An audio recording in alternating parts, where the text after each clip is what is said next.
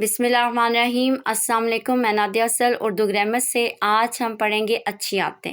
صبح جلدی اٹھنا، صاف اور سادہ غذا کھانا، سچ بولنا، وقت کی پابندی کرنا، گفتگو میں اچھے الفاظ استعمال کرنا، بڑوں کی عزت اور احترام کرنا، ماں باپ کا کہنا ماننا، وعدہ پورا کرنا، راستے سے پتھر یا رکاوٹ ہٹا دینا، کسی کا مذاق نہ اڑانا، مشکل میں دوسروں کے کام آنا اور دوسروں کے ساتھ حسن سلوک سے پیش آنا، بے جا تنقید نہ کرنا، گالیوں اور برے القابات سے بچنا، چیزوں کو الماری میں ترتیب سے رکھنا اور جھوٹ سے بچنا،